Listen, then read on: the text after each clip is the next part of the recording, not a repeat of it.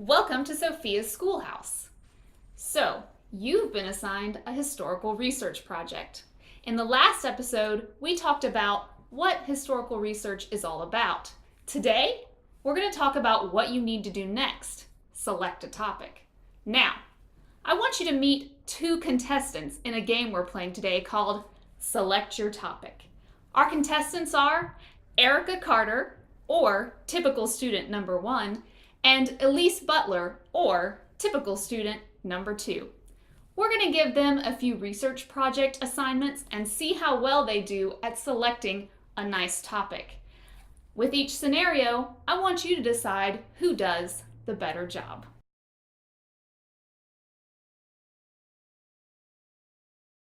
I would like to write my paper on the American Revolution. I would like to write a research paper on the French involvement in the American Revolution. I'm interested because I read a historical marker that mentioned George Lafayette at the Owen Thomas House and would like to learn more. And the winner for round 1 is typical student number 2. Typical student number 2 picked a nice, narrow topic based on something she's interested in. Our loser, typical student number 1, picked a pretty broad topic, the American Revolution. I don't think she can cover the whole American Revolution in 1,200 words. You will thank yourself later if you make your topic a bit more narrow. It'll also make your project more interesting.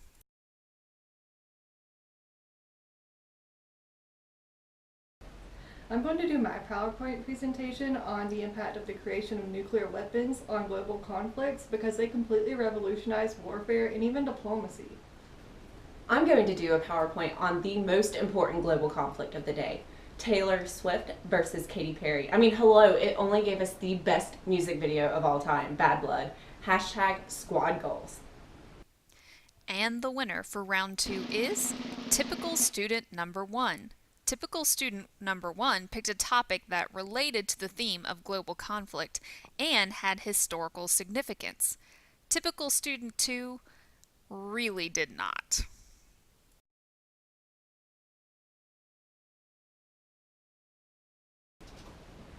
I'm definitely really excited to do my research project on Hernando de Soto. He's one of the most important conquistadors of all time.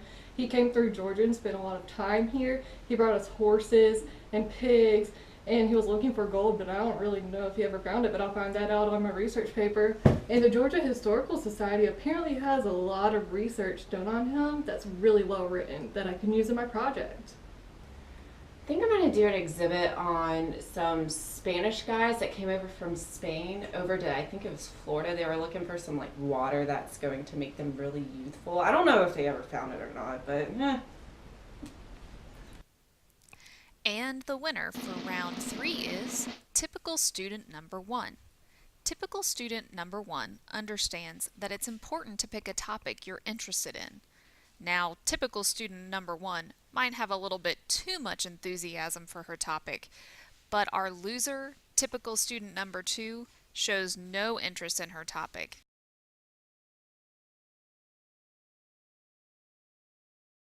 I would like to do my 3-minute documentary on Chinese history, all of it, just kind of, a general overview. How long can it be? I mean, I saw Mulan and it really inspired me, so.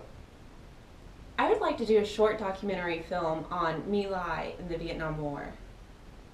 And the winner for our last round is typical student number 2. Typical student number 2 picked a realistic topic that she can cover in a 3-minute documentary. Our loser, typical student number 1, once again picked a topic that is much too broad for the assignment. Chinese history, all of it in 3 minutes. We're talking thousands of years of human history. And she should know that historical research projects aren't just about giving an overview of facts. She'll have a hard time making a compelling argument in a 3-minute documentary.